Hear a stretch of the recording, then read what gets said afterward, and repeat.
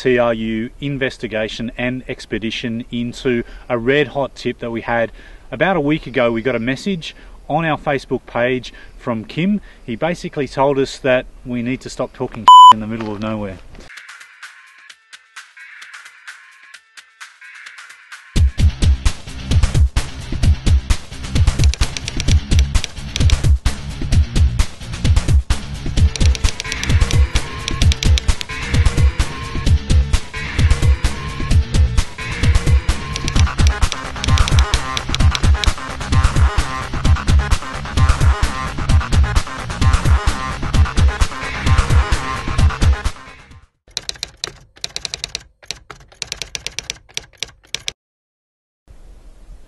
Here we are in the middle of the Tasmanian wilderness. It's night one, day one of T.R.U.'s April expedition. About a week ago, we got an urgent message on our Facebook page. Please contact me urgently. I've got a report that you're going to want to investigate, and the longer you wait, the poorer the evidence is going to be. So obviously we contacted the person confidentially, and we started to get the details surrounding the sighting. We followed the Smith system that we've discussed on previous videos, and we got the information, and what was pretty evident very quickly was this was a high quality system, a high quality report rated to be very good.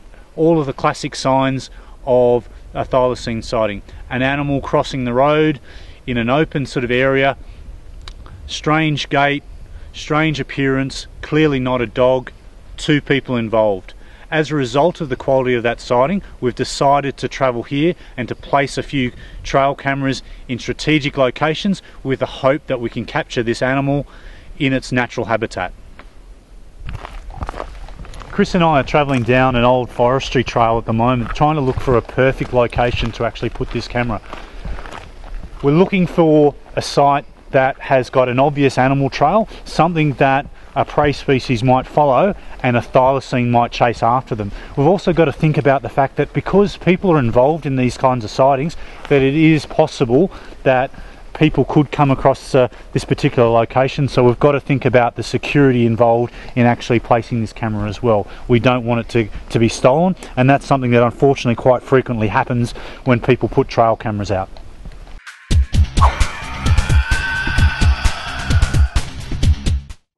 We've been walking around for a while now trying to find a good location to put our game trail cameras up. We've come off the road a little ways to a place that's pretty secure, so we don't have to worry so much about the actual physical security of the camera, but we've also found quite an obvious game trail. So the hope is that some prey species are around, they'll follow that game trail, and a large carnivore like a thylacine may follow them and we'll get them on this camera.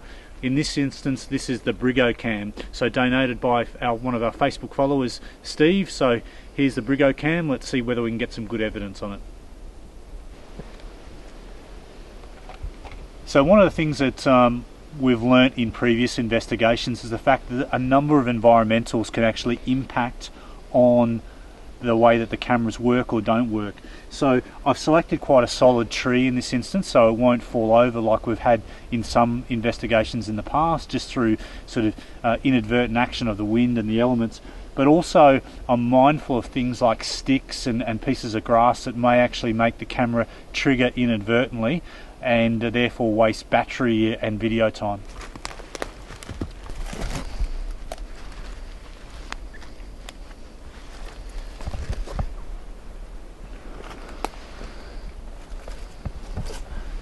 Just going to adjust that, and I like to identify sort of a small stick or something and place it behind the camera. It actually props it up and moves a little bit more forward, so it's at the right height for the type of prey that we're looking for. And the cameras are actually well adapted to this because they have spikes on the back that actually help with the grip on a thing like a tree. So just move that around.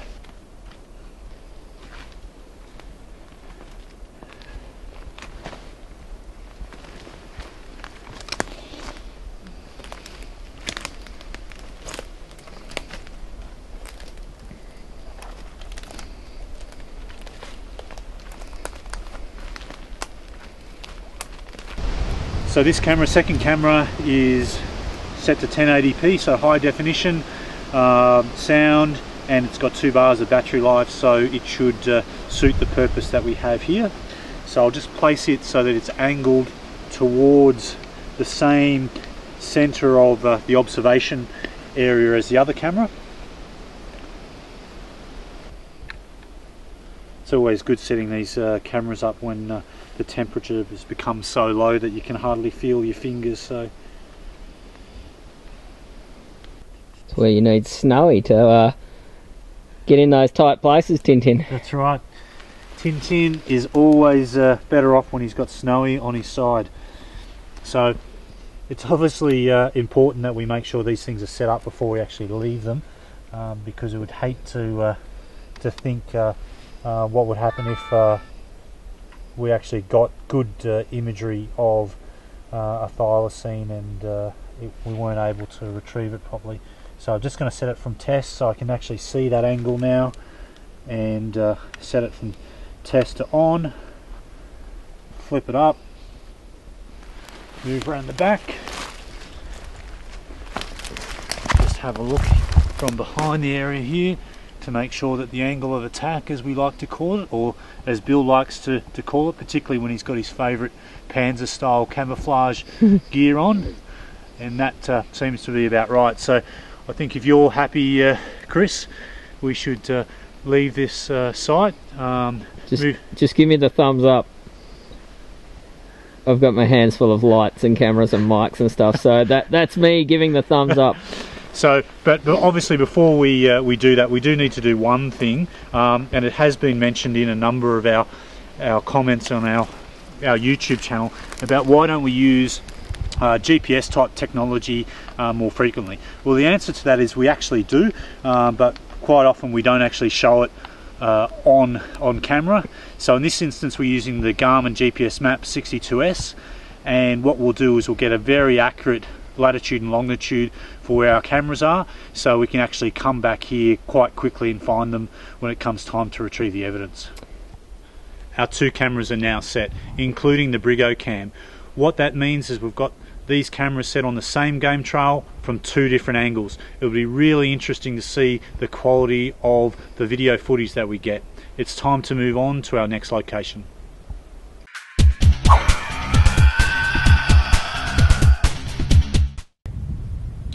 We've returned to our location in central Tasmania.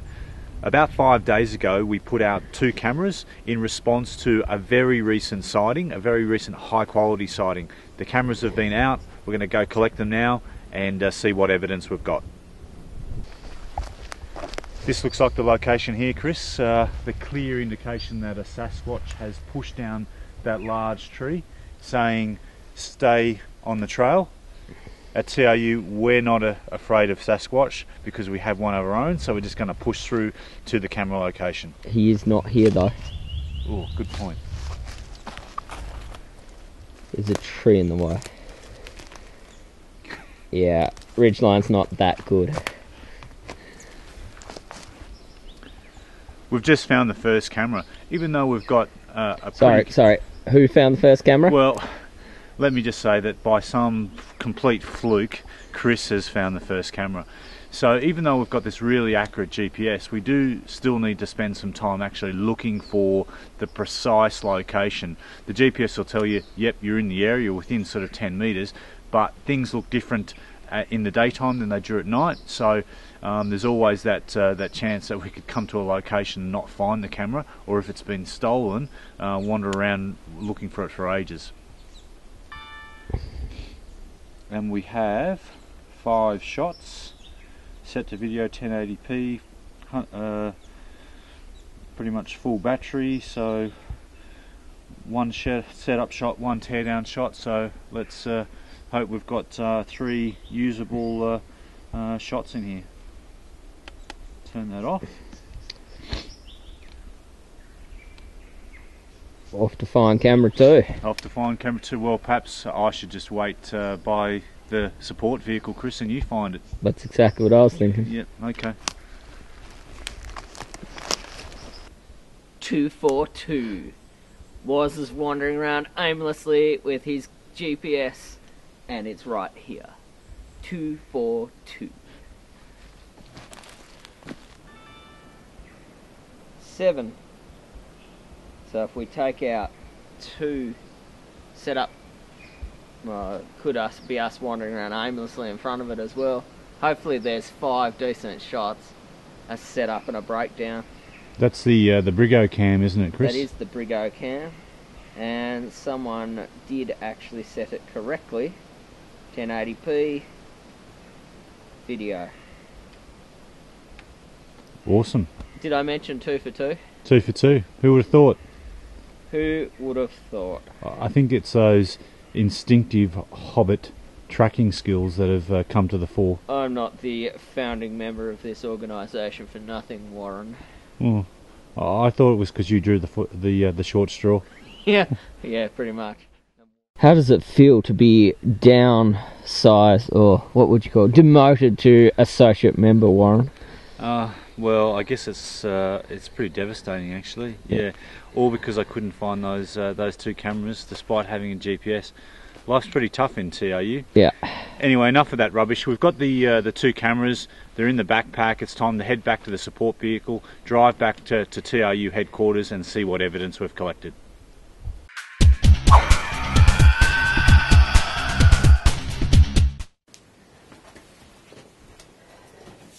What are we reviewing, Warren? This is the investigation that we conducted in central Tasmania, Chris. Yep. We placed 2 cameras out Yep. based on a hot recent sighting. Cool. Double sighting, 2 cameras, 2 cards, including one from the Brigo cam. Yep, awesome. The Brigo cam. So let's have a look at the first one here. I've cleared all of your browser history. Incognito tab. Incognito tab. All those files, Chris only, Yep. have been cleared. So let's see what we have here.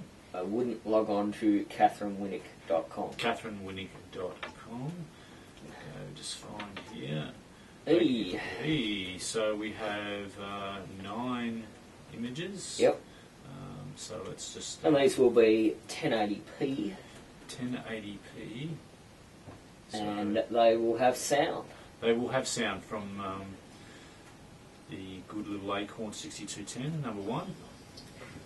Okay, Setup shot. Setup shot. It's a nice looking Canon camera he's got there. Yeah. Yes.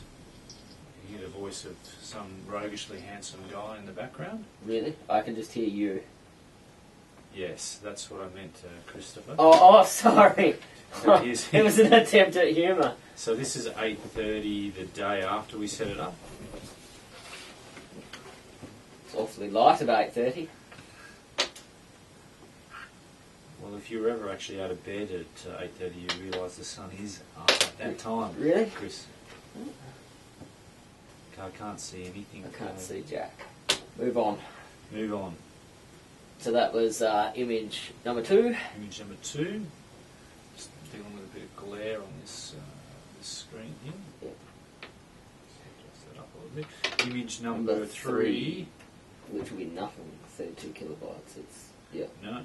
corrupted file for some Corrupted reason. file. Probably another one there. Image Yeah. 4. Image 5. Yeah. Set up or Tear down. tear down. Yeah. Damn it. Move on. Move on. That's you walking straight past it without seeing it. Who found these cameras, might I ask? Who indeed, who indeed. Image 6. That's a very tall, It's bipedal individual. wandering around aimlessly looking for cameras. Move on. Move on. Letting you have the glory, I think, is probably what I was doing. Number 7. That's Tear down. Tear down. Yeah. Okay, so there was something that Nothing. that triggered that very first image. Could have even just been dew or... Yeah. Just have another look at it. Image Yeah. 2. Image 2.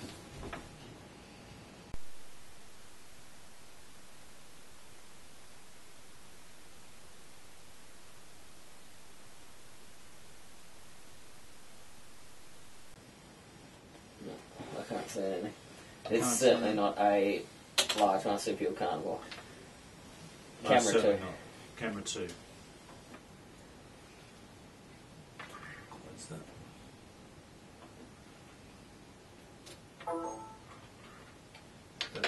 card aside, Chris, for copying. Copying. And open the files to browse. Don't you give my computer any apple cooties. Apple cooties. It should be so lucky. Okay, so looks like we have one file. That's interesting that we're getting. I hope that's a teardown shot. Yeah. Yep, so it's teardown. So nothing. Nada. So there are. I'm just. These are they're AVI, so they'll be. Yeah.